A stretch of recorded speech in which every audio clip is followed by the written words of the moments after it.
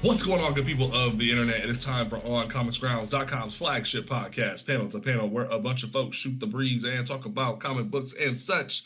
We are back once again, talk about all that good nerdy news and awesome stuff that we love about comic books. This week here on Panel to Panel, we will be doing one of our annual now. This is starting into an annual tradition where we roast one of the worst comics or comic events that we have ever read in our entire lives. We are officially at roast number 3, where the first roast was DC's Cry for Justice, and then we also roasted All-Star Batman and Robin the Boy Wonder, so go check those episodes out if you are interested. But today, I'm still having nightmares about those episodes.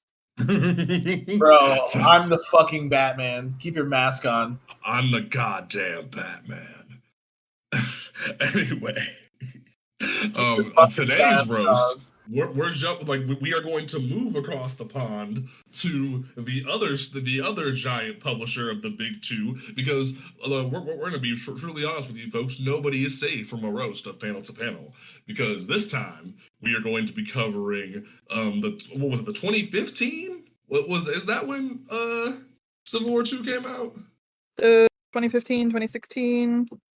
That's what I thought. Okay, the 2015 event, Civil War 2, written by, actually, the wiki says 2016. So the 2016 comic book event written by Brian Michael Bendis with art by David Marquez. The event that really questioned my belief that Marvel could publish a good comic book. Civil War 2. So, let's before we begin, let me holler at y'all and talk about who hosts this show, because I totally skipped over who was here. My name is James Portis. This book scarred me for life as a child. Not really as a child, as a young adult. To my left, we have the woman who used to sell these books to the readers of the world and hates that she did it. We have Mary. How you doing this evening? We couldn't give Civil War 2 away. The only book that sold worse than this was Secret Empire. Oh, we'll get to that one. I feel like we need to do that one at some point. It won't be the next roast, because I feel like we need to go further back for the next Marvel roast. But we gonna get to it. I don't even think Secret Empire deserves a roast. I feel like it deserves a dissection, because in theory, Secret Empire could have been great. But the marketing, the controversy, and the rewrites ruined that book. But we'll get to that at some point. And to my right, we have the man who did you read this book before this, Travis? No, but I remember the parts I didn't like. So we have the man who's new to the pains of Civil War 2 and has now joined us in sorrow over what was the all-new, all-different Marvel generation of comics. We have Travis Tucker. How you doing this evening? Pretty good. I feel like I'm going to be the proper other angle here, because my only comic impression of Carol Danvers other than Marvel vs. Capcom is this. Oh, no. Okay. Yeah. This is going to be interesting. Karen Danvers, bro. We'll get to that. Oh, God. Okay, so let's set the stage here, folks. So 2015 had arisen, and during 2015 we had the finale of Jonathan Hickman's giant arc that was split between Fantastic Four and then Avengers, where he had led up to this giant world-ending, multiverse-destroying reboot that Marvel had instructed him to write. And then at the last minute, they choked on it. They literally said, we're not going to do the reboot. We're going to restart the universe, but we're not going to do the reboot. Because originally the pitch was we were going to do a new 52 style thing with Marvel, and fully reboot the universe. But they chickened out of it at the last minute and just reset the status quo and moved forward. Because a lot of the things that were going on in the Secret Wars event and prior to that, there was a lot of books that were just launching, like some things like all new Captain America. There was a couple different things that were going on, like West Coast Avengers, I believe I just kicked off, and a couple of things like that. And yeah, Squadron Supreme was a thing as well. I remember that at the time. And a lot of books were just kind of canceled because of all new, all different Marvel. The new launching point for the entire universe was beginning to kick off, and you had amazing books like Miles Morales Spider-Man, despite Bendis not knowing what the fuck he was doing. You had Sam Wilson Captain America, Steve Rogers Captain America. You had all the Inhumans books, despite me not having an interest in the Inhumans. I will recognize that they were a good starting point for a lot of new readers. The X-Men books, despite being in the worst period for the X-Men, and soon they would be roped into one of the worst comic book events ever called Apocalypse Wars.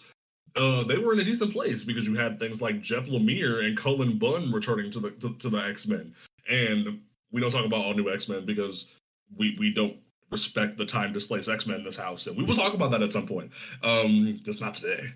But in general, this was supposed to be a new era for comics because you had a lot of new legacy characters in the picture. You had Sam Wilson, Captain America. You had Jane Foster, Thor. You had Kamala Khan, Miss Marvel, Miles Morales, Sam Alexander Nova, all stepping into prominent roles to the point that the entire Avengers lineup was all of those people and Tony Stark, Iron Man, and Vision. And it was actually a really good book, despite Bendis being all over the board.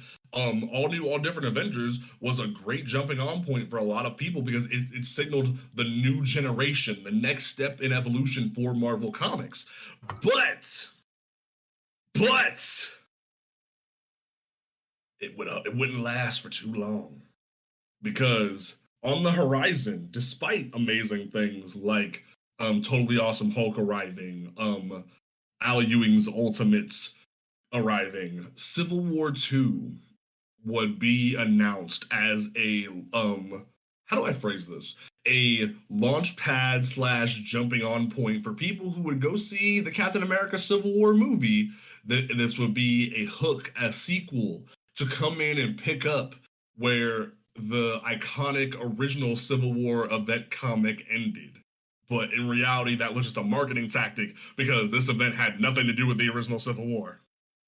So, what is the hook line? What is the reason why our heroes would be at war this time? Well, funny you should ask that, folks, because it's somebody call Tom Cruise because it's literally just Minority Report.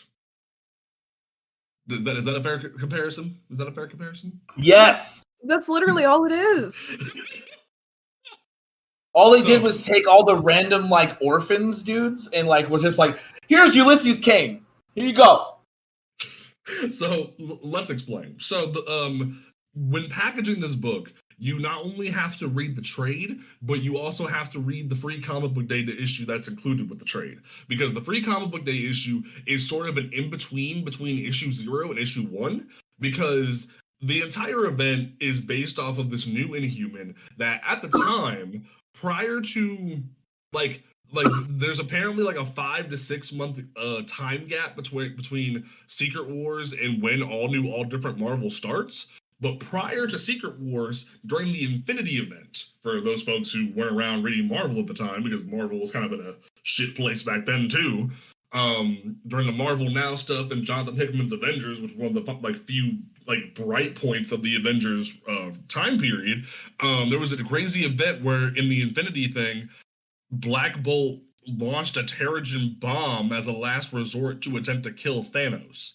And in that process, the Terrigen bomb had been stored as a last vestige to save the Inhuman race. But it didn't really lead to just that, because this Terrigen bomb released 2 clouds, these giant weather clouds that would fly across the entire Earth and begin changing humans that had a dormant Inhuman DNA into Inhumans. And man, did Marvel think they were geniuses for this one? Because this was their whole... Don't forget, ahead. it's toxic to mutants. Yeah, no, I was gonna get to that because not only does it make all mutants sterile, which we've just kind of forgotten about. I found that very funny. Not only does that make all mutants sterile, it slowly starts killing select mutants. It was it was basically a plague that was killing certain mutants. So if you read the Death of X event, it highlights how Cyclops in that 5-month period attempted his best to eliminate the clouds and even threw one of the mutants, Elixir, into one of the clouds and had him absorb all of it to the point that it killed him. So, like, this was basically Disney and Marvel's big attempt to erase the X-Men from existence because they didn't have the X-Men rights from Fox. So they were trying their best to eliminate the X-Men from public consciousness and make the Inhumans be the prime focus of the Marvel Universe moving forward. Even tried to make a lot of racist and homophobic allegories with the Inhumans, tried to make them the new focus of diversity in the Marvel Universe. And suffice it to say, it didn't work because the Inhumans Didn't work as an understatement. It was a colossal failure. Well, Mary, you were the one like on the front lines of this in the comic shop. Speak on it real quick before we get into the event on how like the Inhumans really weren't as popular as Marvel perceived them to be. It's just that the book sold all right, but it has the benefit of being a Jack Kirby creation. Yeah. And Marvel was really banking on that. And that's the problem with trying to replace a long-standing comic institution. It's not going to work. Mm-hmm. Like, it was never going to work, and admittedly, this is more of a personal opinion, but I find the X-Men to be a bit more relatable than the Inhumans.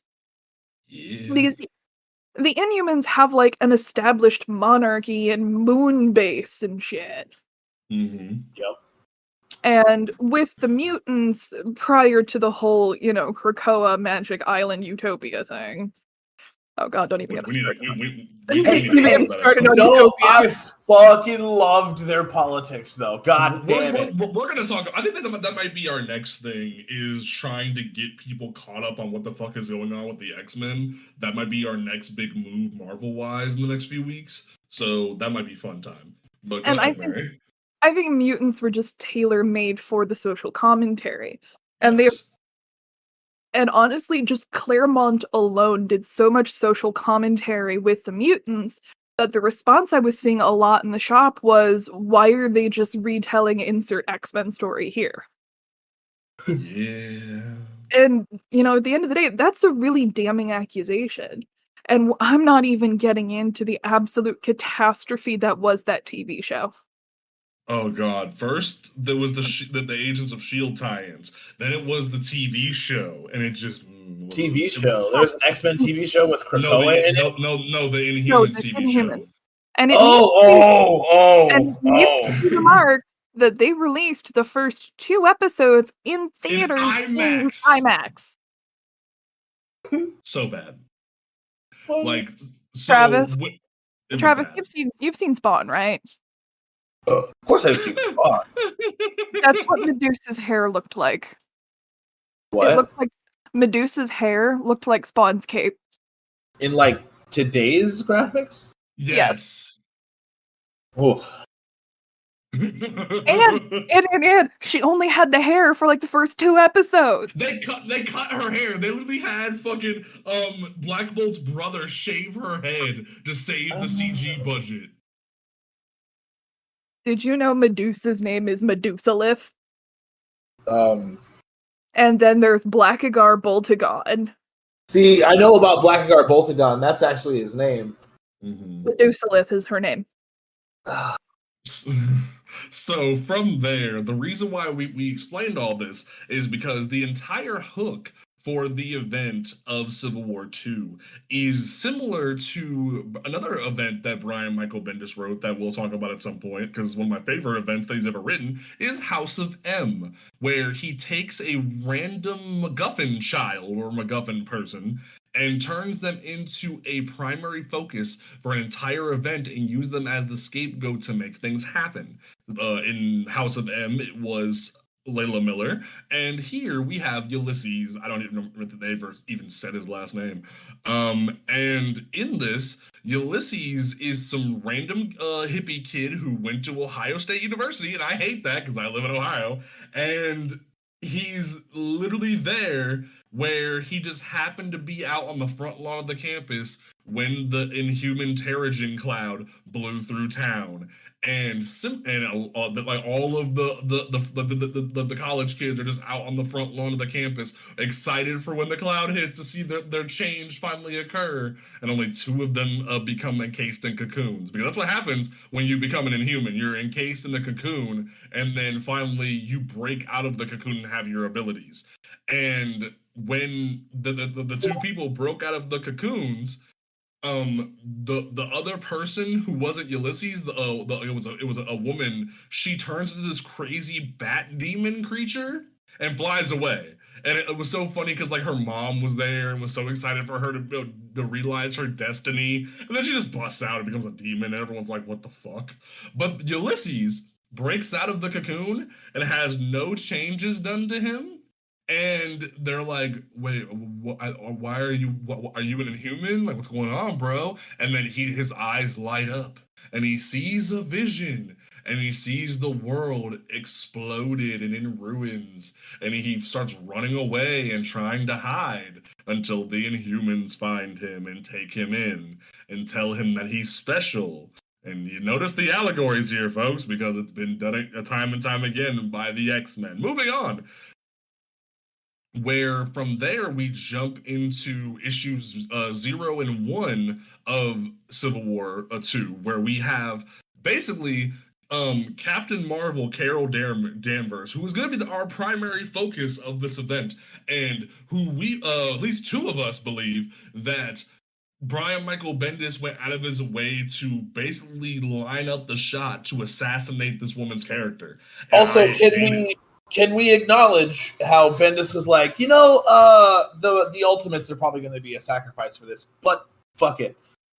Like literally, because that if you ever read Bendis, and I swear, Brian Michael Bendis, I may yell about your works, but if you ever come on the show, I want to have an intelligent conversation with you about why did you make these choices? Because not only did you just let Miles Morales fall on the wayside, you have a recorded history of just giving other people's work the middle finger, like Age of Ultron, where you gave Dan Slott the finger about the continuity of who's Spider-Man in that time period. Or in this, where you give pretty much every writer at Marvel the middle finger when it comes to tie-ins, when it comes to relevancy. You just said, I don't care, this is my boat, I'm gonna do whatever the fuck I want.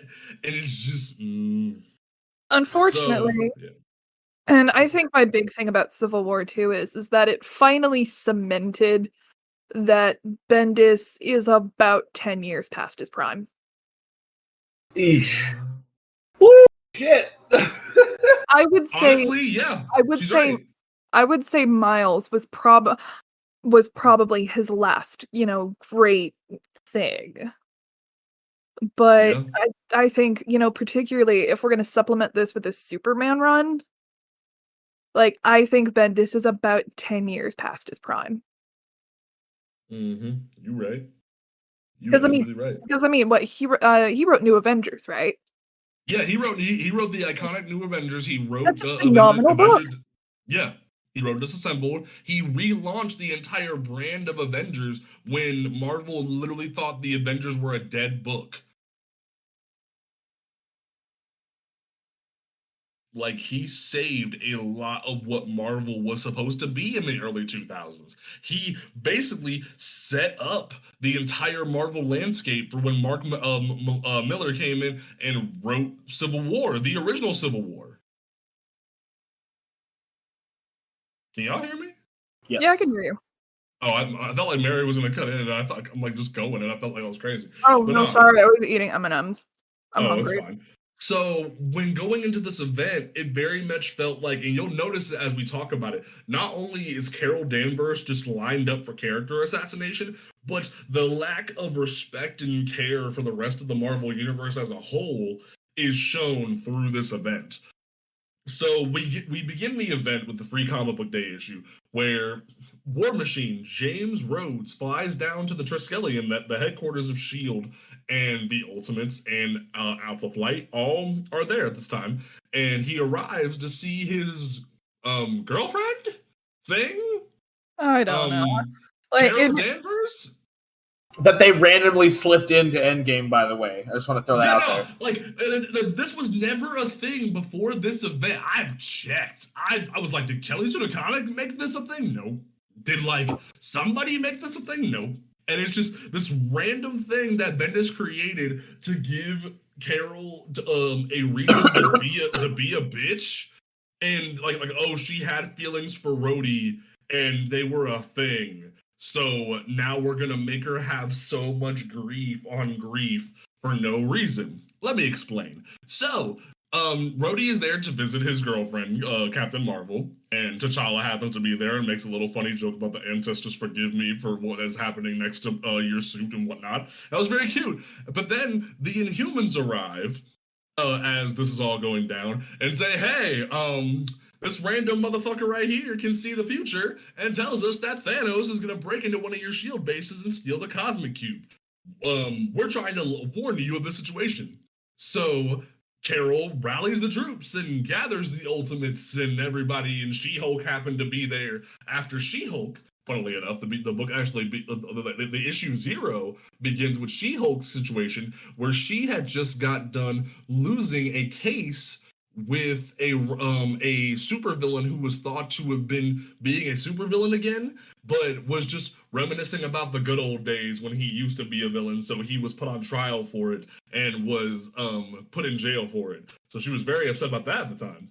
But during this entire debacle with this situation, we have them all going to where Thanos is supposed to be showing up, and Thanos is like, how the fuck are you people here? What the fuck is going on? And he's just like, he randomly has like guns strapped to him, like he's Cable and shit. Doesn't even use the guns because he starts just boxing the fucking Ultimates and the Inhumans and shit. And it's fucking hilarious.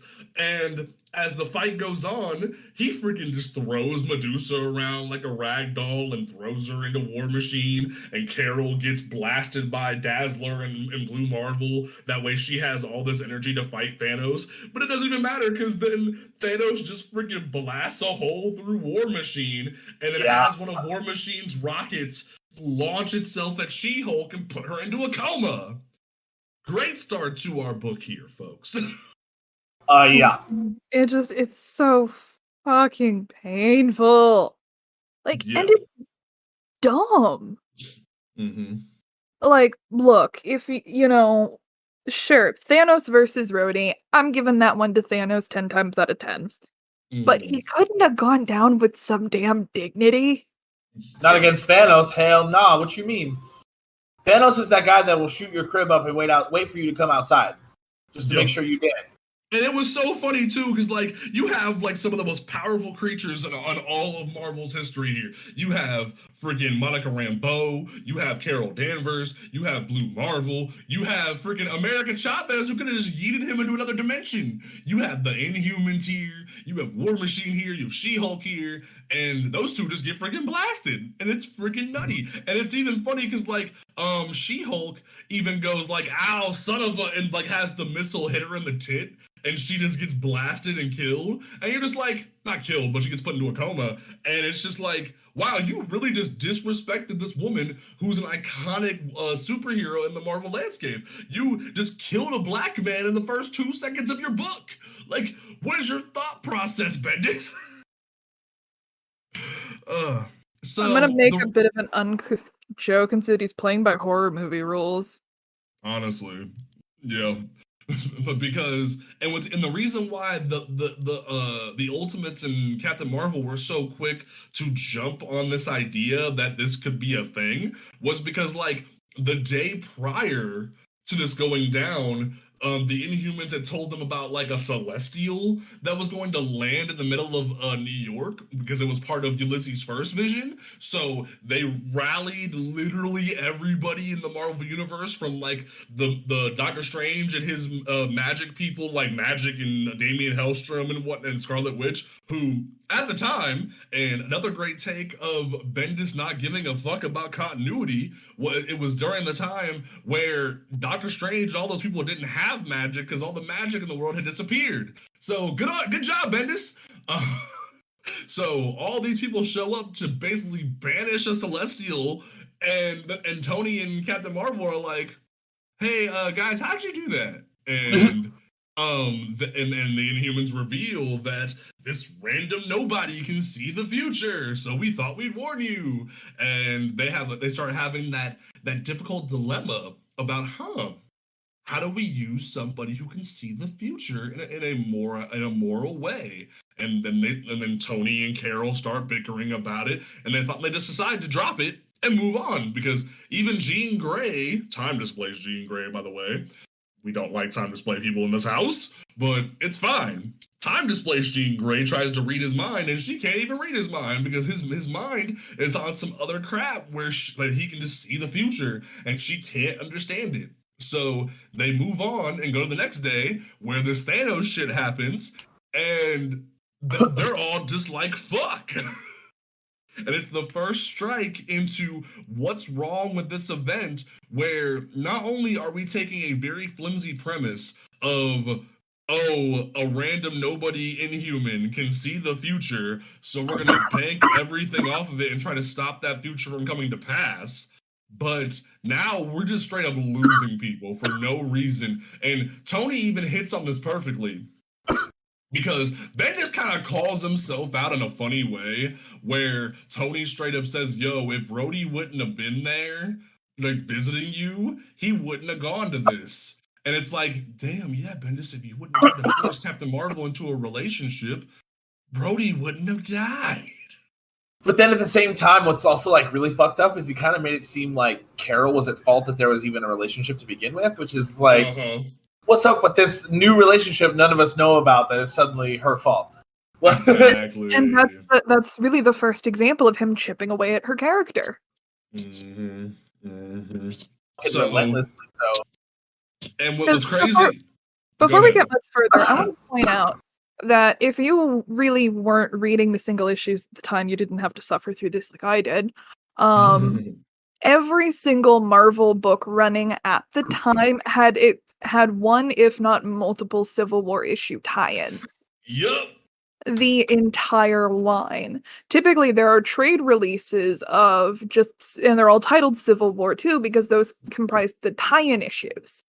So it interrupted all of the issues for, quite like a not insignificant amount of time.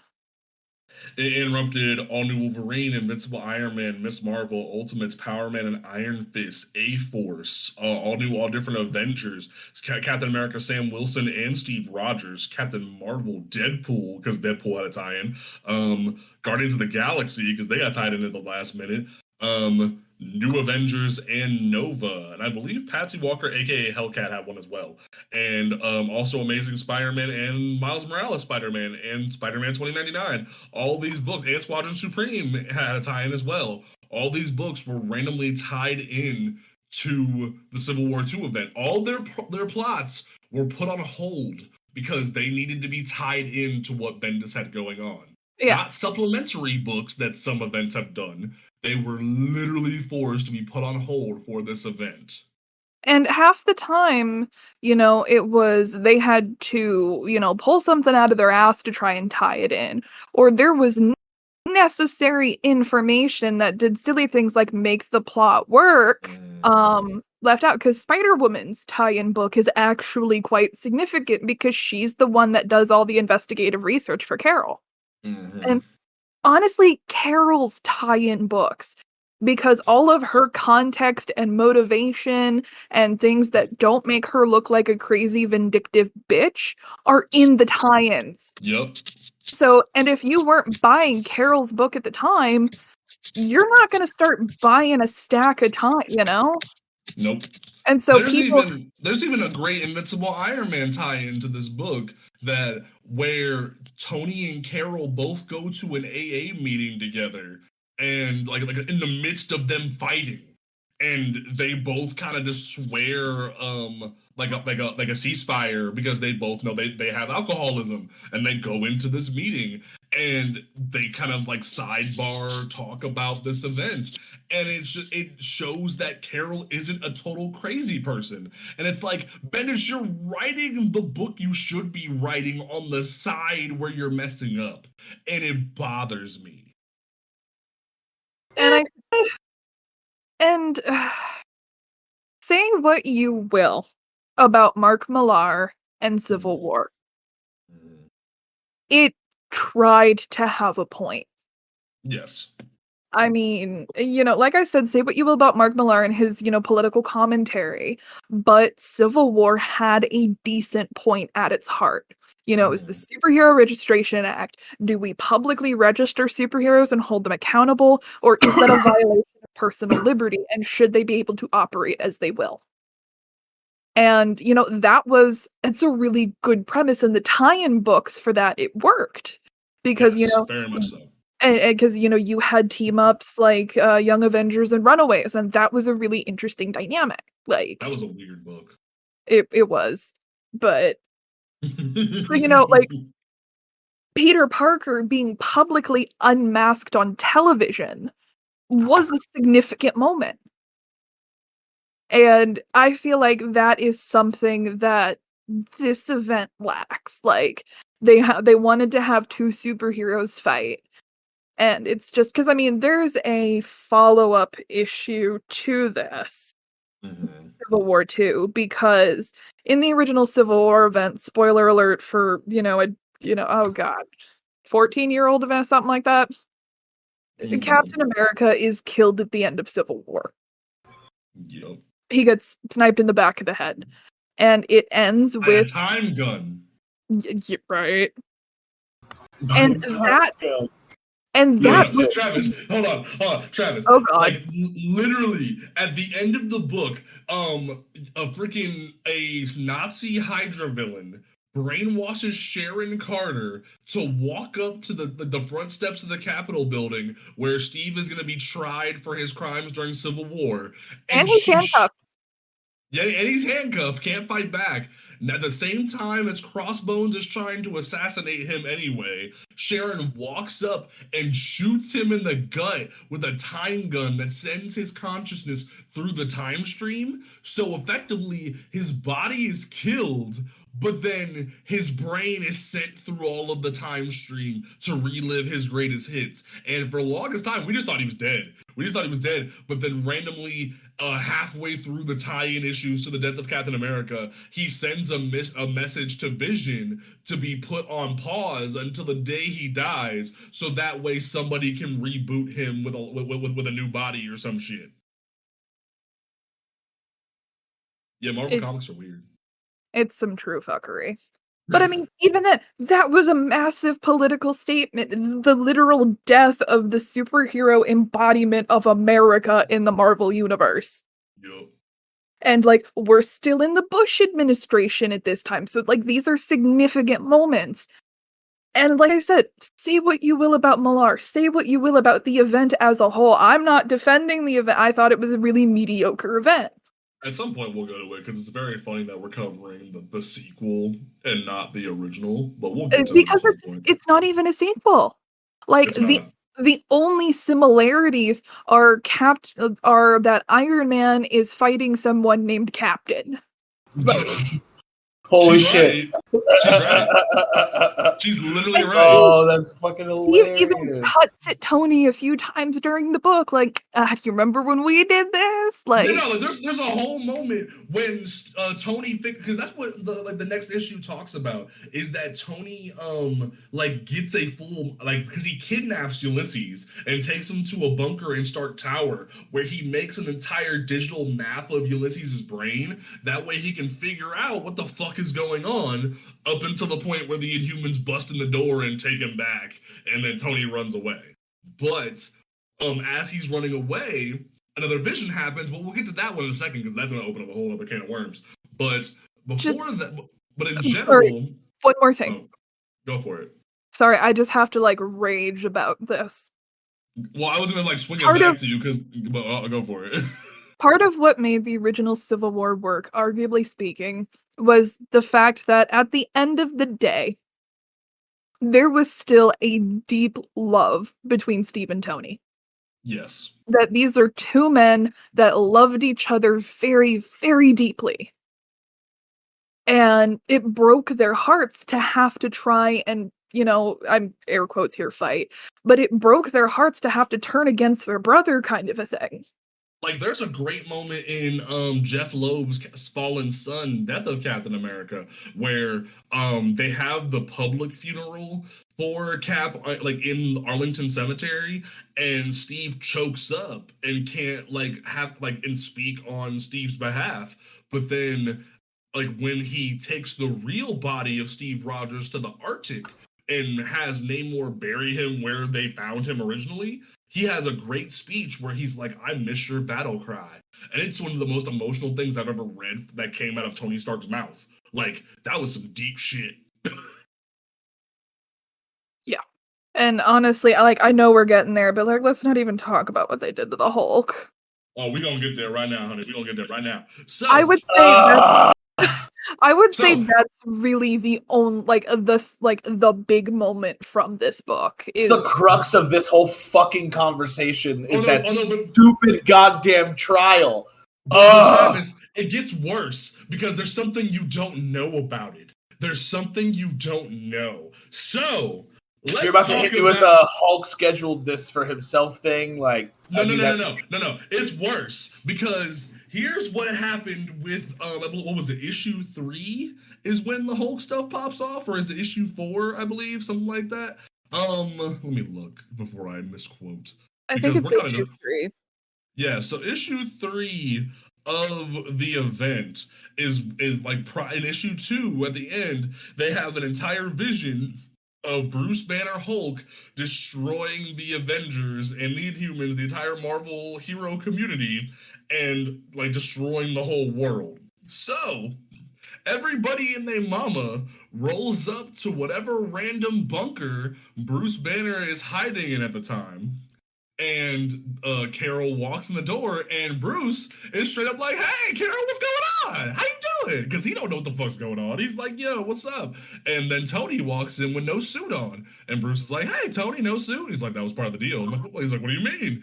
And they're like, "Yo, Bruce, you should come outside with us."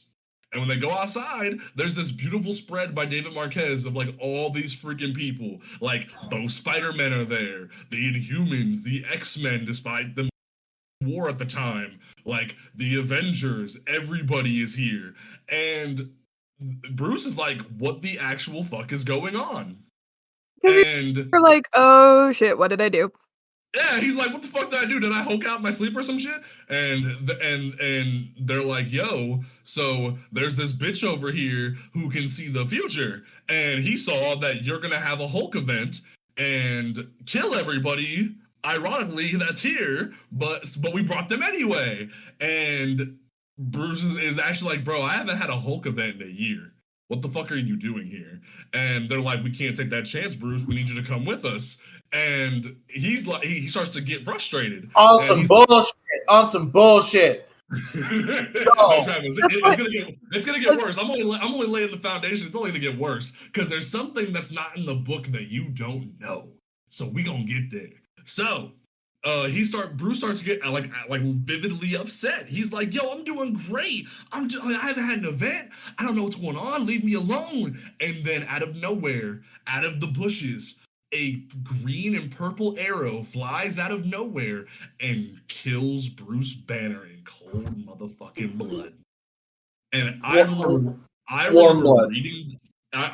reading that shit when it happened. And I was like, yo, what the fuck?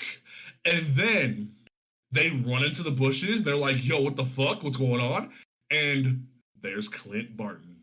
And he has his hands out like, put me under arrest. And they're like, what the fuck? So we go to the next issue. And Clint tells the story in the fastest court case trial of all time, mind you, that he's like, yo, Bruce came to me about a couple months ago, said that he was worried that he might Hulk out again. And he straight up is like, yo, here's a gamma arrow that will kill me and the Hulk. And I want you to put me down if you ever see that I might turn into the Hulk. And he even makes a video diary of the claim and the fact, and Hank McCoy, the Beast, finds all this information to basically clean Clint of his record, and out of nowhere, Clint is exonerated. He's proven that he did an act of heroism for the government and for the people of the world, so that he gets off, despite emotional testimonies from Tony, from Carol, and it's so crazy. But Travis, before I give you the information that you kind of need to be more upset, I want to know your opinion about how you felt when you saw that panel. Which one? The Bruce being shot. I was fucking shocked, to be honest with you. I think everybody was, to be completely fair. Especially because they made it so perfectly clear whose arrow it was, and at the time, no context at all for what was happening. And so it's like, hold on, wait a minute. At that moment for me, I was just like, why didn't they Minority Report Bruce being killed? That was my big thing. And then I just kind of, because, and there's a reason for that, it would have made too much sense. So Bendis didn't do it because that would have made sense. Well, because okay, so when they roll up on Bruce and Bruce is like, man, fuck this, I ain't done shit, I've been really good, and you're feeling for Bruce at the moment. At that moment, I'm sitting there why aren't they here? What the fuck is going on? And then he gets shot. And you're like, okay, so why didn't they make it to where they came to try to save Bruce? Maybe, I don't know. Doesn't make sense to me. I was upset. So Travis, I want to ask you a question. Were you reading the Totally Awesome Hulk book at the time by chance? I was not, but wasn't Totally Awesome Hulk Amadeus Hulk? Yes. Cho Hulk? Do you know how Amadeus Cho became the Hulk by chance? Not exactly. So, there was a whole at first that we don't know how he did it. His book starts with him just being the Hulk. And they do a flashback during his run that took place a little bit before Civil War II. And they explain that during a random Hulk thing that was going on, a lot of gamma radiation was going to basically kill the Hulk if he remained if Banner remained the Hulk. So Amadeus sent out a bunch of nanites that were in his gauntlet and drained Bruce of all of his gamma radiation, and he sucked it into himself and became the Hulk in a way that he could control. So Bruce had no gamma energy in him ever and would never become the Hulk again. So, to the point that in the Totally Awesome Hulk book, hold on. To the point that in the Totally Awesome Hulk book, he had started a YouTube channel where he was playing Minecraft. And he was living his best life, just doing his shit, just hanging out, having a good time, chilling. And then this is another big example of Bruce not Bruce not giving a fuck. Brian Michael Bendis not giving a fuck, because there's this whole thing where Hank hacks into Bruce's files and finds out that he's testing himself with dead gamma cells, trying to figure out how to keep the Hulk at bay and shit. But in reality, Bruce hasn't been the Hulk in a year because of the fact that he can't be the Hulk anymore. So Bendis retconned everything that was it Pac who was writing Totally Awesome Hulk? Maybe. I think it was Pac. Hold on. I think so. So literally everything that was happening in the Totally Awesome Hulk book is immediately retconned for no reason, because Bendis wanted to have some controversy pop off. So now you have even more reason to be pissed at what's going on. How do you feel? I don't why was this necessary to tell me like this? Like, do you fucking enjoy my pain, James? Like, yes, I do. That's even more fucked up because like I'm not so well read on the Marvel side, but I've always had this love for the Hulk because every child loves big, green, and angry. And so like I read Planet Hulk, and Planet Hulk was when I like fell in love with the Hulk. You know what I mean? So seeing Bruce like find some peace a little bit, and like nothing happened to him until they just created a thing where like, because like the amount of like fucks that aren't given for Bruce to not have his gamma radiation at all, but to also hire Hawkeye to kill him if he's ever just mad. You know, like that doesn't make any sense. Bruce Banner's a really, really, really smart guy, and I don't know why he would have his own death arranged if he's not transforming into the Hulk. Thanks, Bendis. So this entire thing goes down to not only stir more anger in Tony of more friends being killed because of Carol's bullshit and forced bullshit on top of the fact.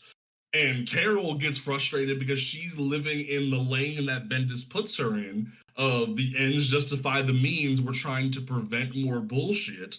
And it just continues to the point further on where we have another thing happen where Carol straight up is given a tip from Ulysses that some random woman on the street who's a banker is a sleeper Hydra agent and is gonna blow up a building with a bomb in her briefcase, and she happens to have nothing in her briefcase. So they look at Ulysses like, what the fuck? And they still just like go on his word that she's a threat and have her locked up in the shield base for God knows how long. And Carol can't find any evidence to prove she's a sleeper agent. So they're taking away civil liberties for no reason. And it just, man, and it only gets worse from there. For Minority Report reason. For Minority Report reason. In a continuity where timelines already are askew and all that kind of shit. I know it's going to be the next issue, and I was just flipping through again so I could remember the point I wanted to make. But what is it with this event and traumatizing teenagers? Because, you know, we've got the whole, the original Civil War had a shocking Spider-Man moment, so of course Civil War 2 has to have a shocking Spider-Man moment. Funny you should say that, Mary. They're sequels, but not sequels. Yeah, yep. But I mean, they're sequels in ambition and also failure. And it's just something I want to point out is, again, the absurdity of the tie-ins. Because, no, I am not over them. I am not over them. The absurdity of the tie-ins. And the covers were all really stupid, and unpacking these things was a nightmare. Yeah. Sorry. But, like, the A-Force tie-in is, you know, Ulysses gets a random, you know, flash forward premonition thingy that Nico Minoru is going to kill someone. And like you don't fuck with my second favorite Marvel character. Nope. And I'm like, oh no. And so there's some shenanigans that goes down because Jennifer is still in a coma at that point. And I do want to give credit to the art team and that the scene where where Hawkeye's verdict drops and Carol is sitting at Jennifer's bedside, She-Hulk looks incredible in that panel. I just love that, you know. Where it's like, yo, the verdict was just read and leans out of the bed and you're like it's just, she looks so badass in that panel. Like, and that's the worst part is that the art in this event is phenomenal. And I hate that. But no, you know, she gets the thing that Nico's gonna kill somebody, and instead of talking to Nico like a rational human person, because they're on the same fucking super team, by the way.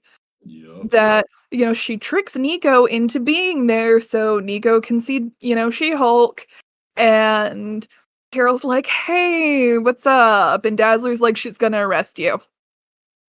Hey, and Travis. What's up? You want to know? You want to know why you should be as frustrated as we are about these tie-ins? Because it takes tie-ins to make people not hate Carol for this. Oh no. There's a book that you were reading at the time that you would be as frustrated about the entire situation. And I want you to think about what book that was real quick. What book had a tie-in that you were reading at the time that was forced to have a tie-in regards to this situation? Uh, I haven't reviewed much Marvel, so I'm like, Power Man and Iron Fist. oh, holy shit! That wasn't even a review, but yeah. Oh my god. Yeah, it was forced into a thing where Danny was locked up because like that it barely has anything to do with Ulysses. It's just Danny was caught up in some shit where random people showed up because of a Ulysses tip, and literally Danny is Rand is locked up, and they have to stage a jailbreak to free him, and then Carol shows up to throw the smackdown on Luke and Danny. Doesn't she, Like, like epically what? I remember if she epically whoops their asses or not. oh no, like she whoops they motherfucking ass, and there's like, and it's written in the most like passive aggressive way where like fucking David F. Walker and Sanford Green really couldn't have gave a fuck, and it's just like it's so annoying because like freaking Monica Rambeau's there and Songbird's there and Mockingbird's there, and they're all and like literally Luke and Danny have to like explain everything to her that yo, we're not trying to cause some bullshit. Danny was put in here against his will and shit, and now we're trying to free him while also trying to keep the rest of the prisoners at bay, and it ends up causing a bunch of bullshit. Well, yeah, because you got superheroes jailbreaking. I just got like, can I summarize this event controversially? I mean, we ain't even to the worst part of it, but go for it. I feel like this whole book reads like, you know, man uses facts and logic to destroy over-emotional feminazi. Oh my fuck. Dude. Am I wrong? Like, that's how this whole fucking book reads. It's that, you know, I'm sitting here and I'm looking at these pages again, and I was reading it last night, and I was trying really hard not to vomit. But, like, Carol Danvers is not a stupid woman.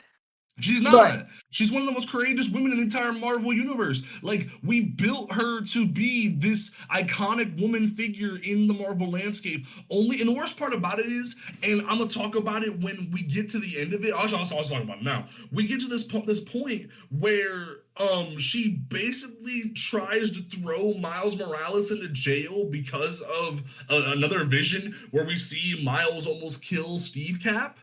And she tries to put Miles in jail, and it basically feels like Bendis just had it out for Carol for no reason.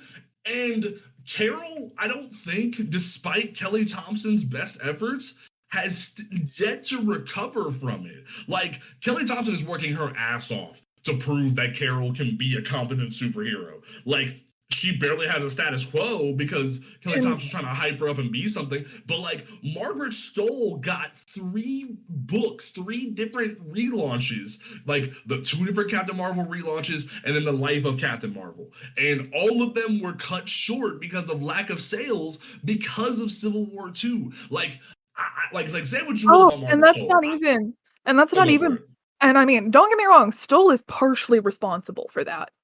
I didn't read them. I'm not going to put blame on Stoll because she came from the young adult market. I'm not going to throw shade at Stoll because this isn't entirely Stoll's fault. It's Bendis' fault. How she handled some of these tie-ins was very messy and did not help the situation. True. Because the most unfortunate panel in this entire event is in the Civil War II tie-ins, where she's talking to Magneto, and he's kind of like, wow, you're acting a little fashy for my taste. And Carol says something to the effect of, oh, I get it. You're the guy online that compares everybody to Hitler. She says that to Magneto. Wow. The literal Holocaust survivor. I mean, now the argument can be made, is Magneto a textbook fascist? That argument can be made. Kind of like depending on who's writing him, yeah. He's a super technical eco-fascist, like. But it's just like, you're really gonna drop the whole Hitler situation to the guy who was very famously, and Carol would know, Because, I mean, Carol ran with the X-Men for the longest time. That's how she turned into Binary. Yeah, she did. And it's just like, this is something she would know, and I cannot help but feel like that is a deliberate, like, snark on Carol's part. And now, the book, it was called out very heavily, and Stoll did apologize for the line, because people are like, wow, this is really fucked up. But it's still in print. I know at the time there was talk about removing it for trade, but I never followed up if that actually happened or not. Well, and the biggest part about my whole rant about like the disrespect to Carol is the fact that, like, say what you will about Stoll's run, they basically did, and we'll talk about this when we finally do get to Secret Empire. They basically Don't tell me we're doing. We're not gonna do a roast of Secret Empire. We're gonna do a dissection of Secret Empire. But when we the same thing kind of happened with Secret Empire, where Marvel just kind of handed the desecrated remains of Steve Rogers to Mark Waid and just told him to get Steve back on a status quo and let people enjoy a wholesome like white Captain America comic again. And like Captain America went into the future because he was frozen again, and did some time jumping and had a good little romp on his motorcycle. And it really felt like a forgiveness tour to the white nerd fans. Same thing happened with Stoll, where Marvel basically just kept telling her, yo, fix this. Yo, Bendis ruined this character. Fix her because we have a movie coming out. And it literally went from the run that was going on at the time to then relaunching it again to during Marvel Legacy to then canceling that book and giving her the Life of Captain Marvel miniseries. And it just felt like Carol couldn't catch a break until a year later after her movie came out, where Kelly Thompson was given the reins. And it just feels like Carol still hasn't recovered because she can't get a moment to breathe and find her footing and make herself be something. Because truth be told, before All New, All Different Marvel, and then before that with Kelly Sue DeConnick's run, Carol wasn't a prominent figure in the Marvel landscape. And that's not to the blame of her or her potential. That's the blame of Marvel as a whole, where you didn't see a female character-led book unless it was a miniseries. Yeah, Spider-Woman had a thing here, She-Hulk had a thing here where she could be propped up as a sex symbol. Before, Black Widow would have a thing here and there in a side book with Daredevil or Spider-Man. You would rarely ever see a prominent woman figure in a Marvel book as her own title. Same thing still happens of DC, where unless they have a super or bat tied to their name beyond Wonder Woman, you don't see any women characters. But Carol, by the grace and holiness of Kelly Sue DeConnick, was brought into prominence, and they finally gave her the captain spot and was told, hey, be something. And then Bendis came in like a wrecking ball and just fucking ruined everything. It breaks my heart when literally Carol, freaking amazing feminist icon that can be a symbol for women everywhere, looks at a black Latino boy and says, you're being put under arrest by the fact that some random motherfucker we just made up said you're gonna kill Captain America. That honestly, bothers me. In that moment, I felt like Carol was one of those white women in public spaces that calls the police on Karen Danvers. Karen Danvers. But, and see, this is, I think, the eternal paradox with Captain Marvel, is that Wonder Woman is her biggest obstacle, whether intentional or not, because that's one of Wonder Woman's biggest problems, is that every lady superhero at some point in time is compared one-to-one with Wonder Woman. Now, Kelly Sue DeConnick had the chops to, make Carol Captain Marvel, because that's my biggest critique with the whole transition from Ms. Marvel to Captain Marvel, was that I felt like it was out of nowhere. That all of a sudden they're like, oh my god, look, it's a lady, blah, I felt like, I don't know, I'm just nitpicking at that point. Well, but no, it was very out of nowhere because they wanted to start positioning her to be the lady hero that she could be. But it was out of nowhere rather than being this push for more diversity that Marvel needed. And back to my point, if you don't mind. Yeah, it's fine. Sorry, I'm just yelling. No, you're fine. You typically are. But you know, Kelly Sue DeConnick had the chops to, you know, essentially create Carol as this new figure, if you will, without pulling a direct Wonder Woman thing. Because unfortunately, we've seen multiple lady superhero things where you can very clearly see the Wonder Woman comparison. And that just simply is by the fact that Wonder Woman is one of the oldest still running lady superheroes. She wasn't the first, technically, but she's the air quotes first. And, you know, KSD was able to do that successfully and to create this, you know, be able to take Carol and like what makes Carol such a cool person and kind of help shape that into this new figure. I don't think Stoll had that ability. And you know, admit I did not like. I was reading the Stoll run. I did not like the Stoll run. I'm shaky with Kelly Thompson on a good day, but I have larger issues with her. It just as a narrative thing, I actually think she's like she seems like a nice person. I just have issues with some of her writing. But and it's just like I don't know, like this event I feel like was stacked against Carol time and again. You And I know that a lot of this episode has been focused on that, but that's just how egregious it was. Because, you know, I was working at the comic shop at the time, and it was a storefront and a warehouse, and I did both. And we would flip through the issues every so often, like if there was downtime or whatever. And one of the guys I worked in the warehouse with was flipping through an issue of Civil War II and went, "See, this is why I don't like Carol Danvers." And like, and honestly, Captain Marvel, like adaptation wise, she's gonna be fine. Captain Marvel pulled in over $1 billion at the worldwide box office. Like, she's gonna be fine. But within the comic books, this kind of damage is lasting. Yeah, she still hasn't recovered from it. It sucks. And like, it's real easy to, you know, look at. Unfortunately, I think Kelly Sue DeConnick kind of Captain Marvel kind of suffers from a Batwoman problem, where the best work in her repertoire is her first book, kind of a thing. Yeah. That Elegy is Batwoman's best book, and KSD's run is Captain Marvel's best run. Yeah.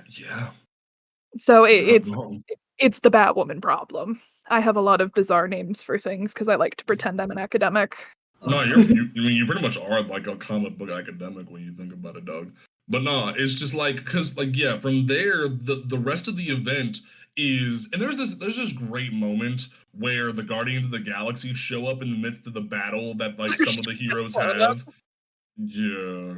And like at the time, the Guardians of the Galaxy book was also being written by Brian Michael Bendis, and it was a fucking atrocious book where Brian Michael Bendis was told by Marvel to rewrite Star-Lord as a character and make him more like Chris Pratt, and I hated it. And granted, that was the time period where they made Chris Pratt, not Chris Pratt, Jesus Christ, where they made Peter Quill bi. Good job, Marvel. But in general, that was the time period where he's just Chris Pratt, and it's fucking annoying. And he has this weird moment in the book where Tony like straight up hacks Star-Lord's helmet, is comms, and says, "Yo, like, did she explain what's going on here?" And he's like, "Yeah, she told us everything that happened, and that you're out of your mind, and yada yada." And it's like, okay, so like Dan Abnett's Peter Quill wouldn't have thought that. No. He probably would have like looked Carol sideways and been like, "What the fuck is wrong with you?" Pre Guardians of the Galaxy movie, Peter Quill was a genuinely like intelligent guy, and I hate that they brought that movie dumbassery into it.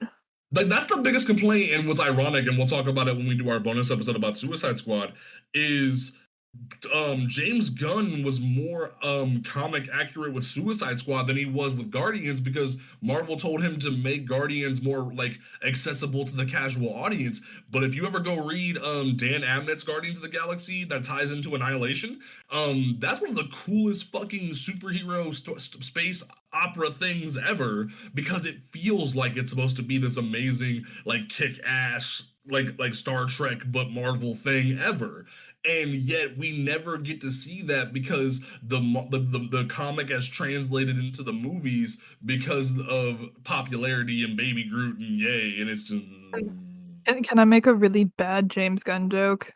sure. At least in the Suicide Squad, he let all the people of color. He didn't make all of the people of color be aliens. Yeah, but he totally character assassinated the one black woman in the room. He did. He did what? Oh yeah, no. Halfway through the movie, he straight up. She hasn't seen it. She hasn't seen it. I haven't seen it, but he does something to my wife, Amanda Waller. He literally makes her seem like a megalomaniac who's lost control and has one of her office workers smack her in the head with a golf club and knock her out.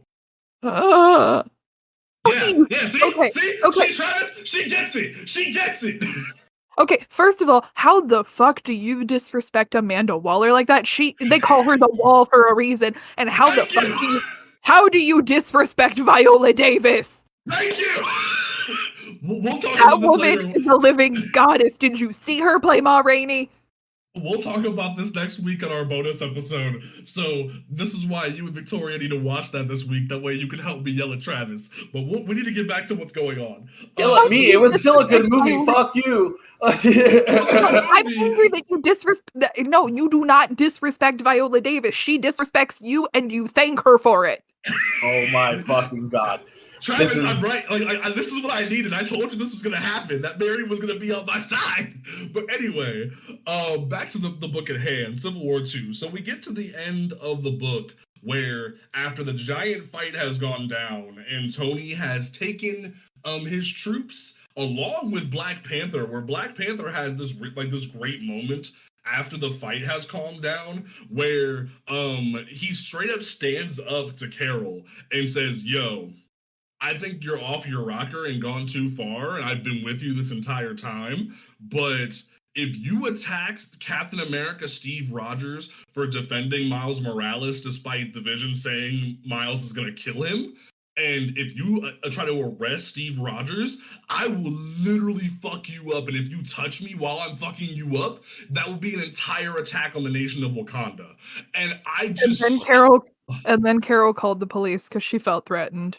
Pretty much, yeah. Like, Maria Hill walks up and says, "Fine, I'll do it for you." And it's like, oh, you straight up just Karen the whole situation, which makes Travis's joke even funnier. Like, you called the police on black people and just... She did that. She literally did. And then, like, Doctor Strange rolls up and goes yeet to all of them and just disappears and takes them all to one of Nick Fury's infamous shield bunkers, like how Steve did in the original Civil War. Nice tie-in there, Bendis. And from there, they just sort of recoup and figure out what they're going to do until the moment where Miles is found out to be at the Capitol building where the Vision is supposed to take place. And Steve goes to meet him. And there's this great moment where Steve and Miles go, "This isn't going to happen, right?" They're like, "Yeah, this isn't going to happen."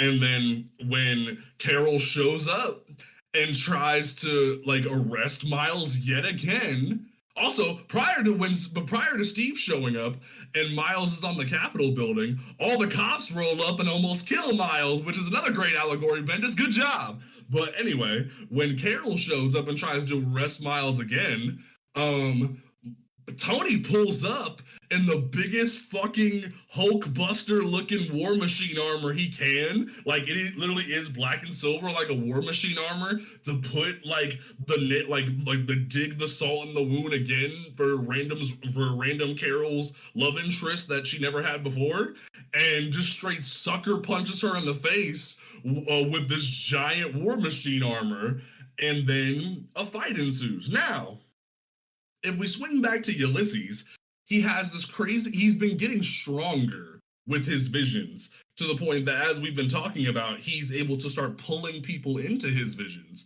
and letting them see what's going on. Ergo, the Bruce Banner situation. Ergo, the whole Miles Morales situation.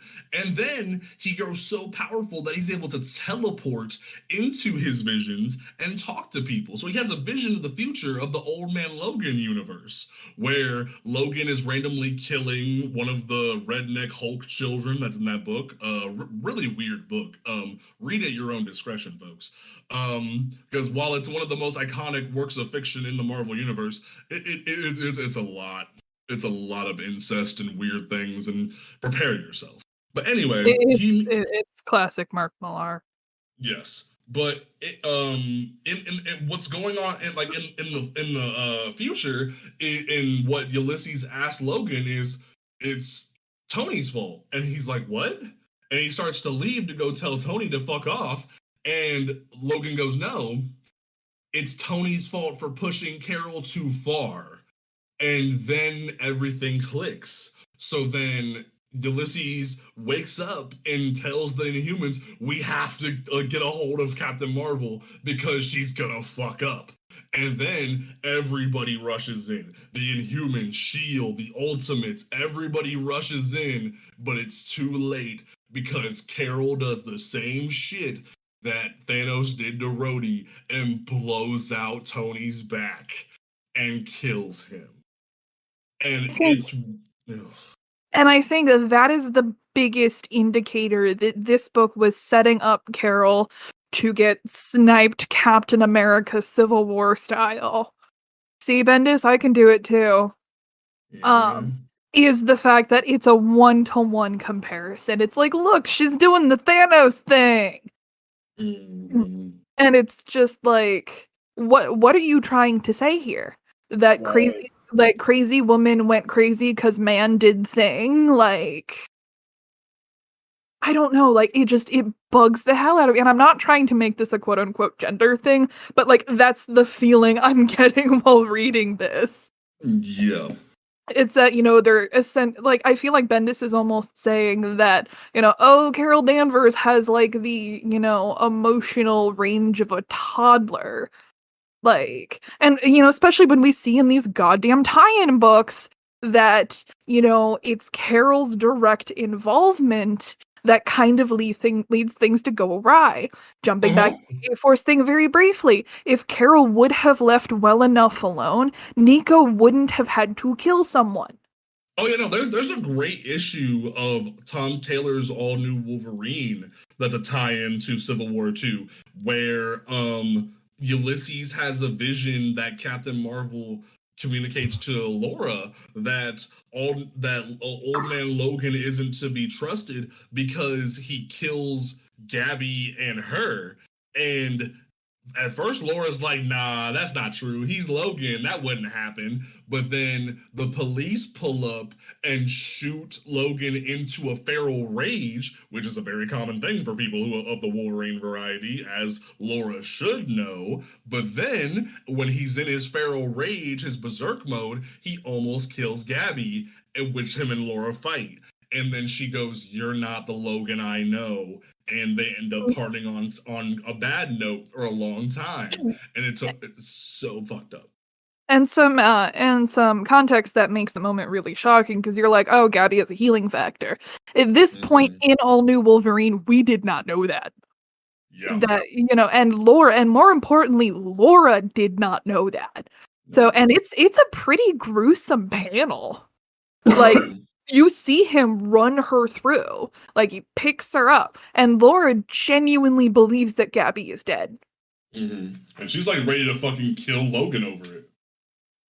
So it's just like, when you see that shit, and like, there's even a great, I think one of my favorite things that literally shows that G. Willow Wilson specifically could have given a shit about what was going on is there's a great Miss Marvel tie-in that I read back in the day where she straight up has Kamala give Carol the metaphorical finger because of a vision partially coming true, but in different circumstances, because the fact that Ulysses like told it incorrectly, and they put the wrong person at risk, and like everything ends up blowing over fine. But then a random villain in the background goes, "Hey, you think they would have known all this because of that one movie?" And you just kind of look over like, what did he just say? And everything clicks that G. Willow Wilson straight up called out Bendis for like stealing from Minority Report. And it's just like, damn. So when you reach the end of this book and you see the developments that occur from here on out, that the Marvel Legacy initiative was about to occur, where Riri Williams steps into prominence because she even gets a cameo in this book right before Tony dies, and Miles has to deal with the fallout if everything goes on, and Sam is the one that's put into prominence, and then the real stinger that leads into Secret Empire that will leave this whole situation on a cliffhanger is that everybody saw in that vision about what goes on with Miles and Steve, except they didn't see the whole picture because Steve sees Hydra flags in the back of the Capitol, which proves Steve Hydra wins. So, yay, tie-ins done by Nick Spencer that tie things together because he thinks Bendis is an idiot. But then, what makes everything so fucking stupid at the end of the book is that tell me it's into a goddamn Watcher. Yes, literally. So in the event Original Sin, there's an event occurs where Uatu the Watcher and Nick Fury fuse into one being, Eternity, and Eternity shows up at the end of this book to Deus Ex Machina Ulysses away and turn him into a Watcher, basically. And we haven't seen shit, hell, or high water about Ulysses since. He no longer exists. He's been whisked away into the cosmos where we'll never see him again. And it is the funniest shit you have ever seen, where all this shit is blown up around you, and then Ulysses just goes away. Like, it's not as bad as what happens to Layla Miller, where she gets roped into a bunch of X Factor stuff and just kind of marries Jamie Madrox in the weirdest fucking way.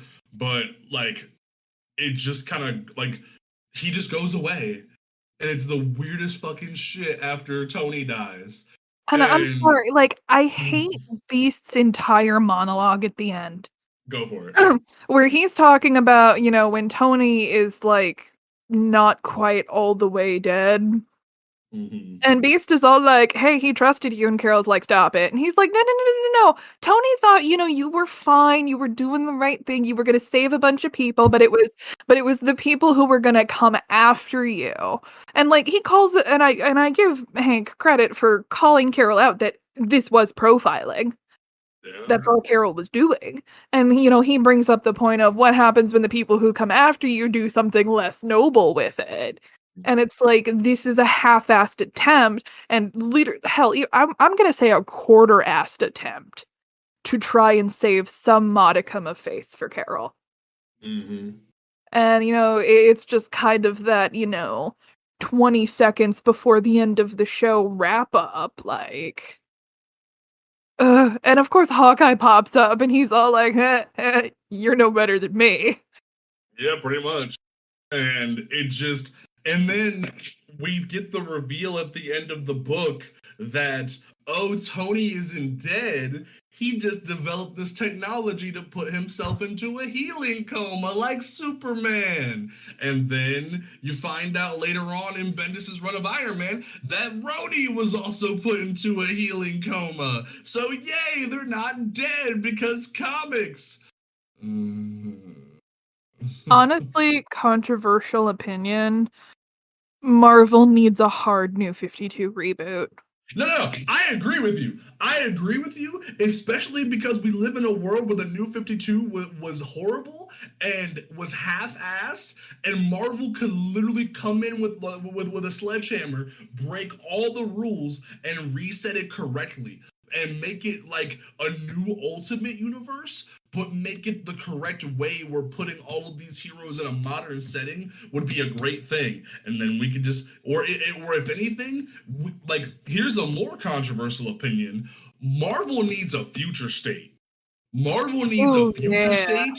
Yeah, no, Marvel needs a future state where they finally do what we talked about in episode 58, where you put Steve to bed, you put Peter to bed, you put Tony to bed, you put everybody to bed that doesn't need to be here anymore. You put them, like, either retire them or put them in the ground, and you say, "Hey, Miles is the Amazing Spider-Man. Riri's the Invincible Iron Woman. Or Iron Heart, whatever. You have Miss Marvel being Captain Marvel. You like this, that, and the third. You can even figure out a way for Tony to like Ultron himself, and he would be like the Jarvis for Riri if it was really that necessary. You know what I mean? Hey, Travis, funny you should say that because that happened. That's kind of what he does in Invincible Iron Man, is that he uploads his consciousness into an AI. Wow. And like right as Carol is killing him, he has a remote system be sent to Riri to give her a scholarship to a big tech school, and gives her a Tony Stark AI Jarvis, and says, "Here, I'm going to teach you how to be Iron Man." See, Travis, you're a smart cookie. Bendis wrote that book too. I'm upset. And see, that's the thing, is that, Bendis was going to write Invincible Iron Man at the time. He's going to do the Riri thing. And you can't make Tony look like an asshole before he starts mentoring the next generation of Iron people. And then too bad we just turned him into a hologram, and then just made him be the mentor to the Iron people. And then there's this great moment in like issue 5 or 6 where Tony presents the data of why Ulysses' visions aren't totally correct. They're just algorithmic visions based on the energies of the people he's near.